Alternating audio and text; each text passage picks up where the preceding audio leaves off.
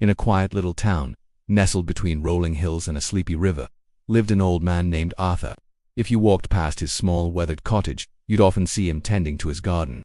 His movements slow but deliberate, his face a roadmap of a life fully lived. To many he was just a fixture of the town, a gentle soul who always had a kind nod for passers-by. But Arthur's story was one of quiet resilience, a testament to the strength of the human spirit against the relentless tide of time and hardship. Arthur wasn't always old, of course. He once had the energy of a summer storm. As a young man he was a carpenter, his hands strong and skilled, capable of turning rough timber into beautiful, sturdy furniture. He married his childhood sweetheart, Eleanor, and they built a life together in that very cottage. They filled it with laughter, the smell of baking bread, and later, the joyful sounds of their 2 children, a son and a daughter. Life was simple, but it was rich and full of love. The first major storm of his life hit when he was in his late 40s. A fire at the local workshop, where he'd worked for over 2 decades, turned his livelihood to ash overnight. The town was small, and carpentry jobs were scarce. For months, Arthur struggled, taking on odd jobs, anything to keep his family afloat. Despair was a frequent visitor, knocking at his door in the quiet of the night. He felt like he had failed, that his strong hands were now useless. But Eleanor, his anchor, would have none of it. She'd take his calloused hands in hers and say, "Arthur, these hands built our home. They can build our future again." With her encouragement, he started his own small business from his garage. It was a slow, arduous process. He worked tirelessly, crafting custom pieces, his reputation for quality slowly spreading through word of mouth. He learned to be not just a craftsman but a businessman, a role he never imagined for himself. It was a humbling and grueling chapter, but he emerged from it stronger, with a deeper appreciation for his own capabilities. The years rolled on. His children grew up and moved away to build their own lives in the bustling city. The house grew quieter. Then, the cruelest blow of all. Eleanor fell ill. The vibrant, life-loving woman who had been his everything slowly faded. Arthur became her full-time caregiver. He put his carpentry tools down and picked up the mantle of nurse, companion, and memory keeper.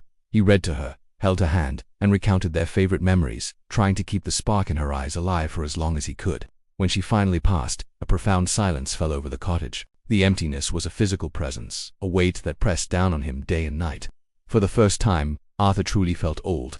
His joints ached, his energy was gone, and his heart was shattered. The garden became overgrown, the house gathered dust, and Arthur simply stopped.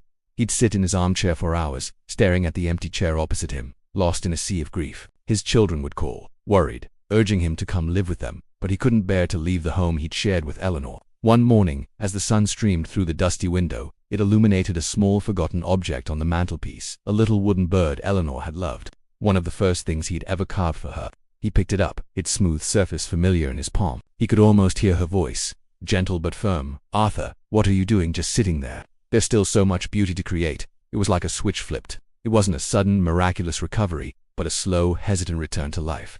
He started with the garden. Pulling the weeds felt like pulling the grief from his own heart. Each new bloom was a small victory, a splash of color against the gray canvas of his world.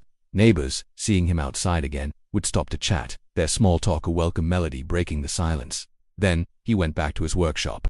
His hands, now wrinkled and stiff with age, were a bit shaky at first. The tools felt heavy, but the muscle memory was there. He started small, carving more little birds, each one a tribute to Eleanor. He gave them to neighbors, to the children who played in the park, to anyone who looked like they needed a smile. A young woman in town, a blogger who wrote about local artisans, heard about the old man and his wooden birds. She visited him, listened to his story, and wrote a heartfelt piece about his life, his love, and his craft. The story went viral online. Suddenly, people from all over the country were contacting Arthur wanting one of his birds. They weren't just buying a piece of wood, they were buying a piece of his story, a symbol of resilience and enduring love. His children were astounded. They saw their father, who they feared had given up, find a new purpose. His little workshop became a hub of activity. He was no longer just the old man in the quiet cottage. He was Arthur, the artist, the storyteller. He hired a young apprentice from the town, passing on the skills he had learned over a lifetime. He found joy in teaching, in seeing his craft live on. Arthur's final years were not a quiet retreat from the world, but a vibrant celebration of it. He had faced the loss of his career, the departure of his children, and the death of his beloved wife. Each challenge had carved new lines on his face and in his heart. But instead of being broken by them, he had allowed them to shape him into something more profound. He never stopped missing Eleanor, but his grief was no longer a heavy shroud. It was a soft blanket of memory that warmed him. He found that life, even after immense loss, could still hold joy, purpose, and connection. His story wasn't about grand victories or epic battles. It was about the quiet, daily choice to keep going.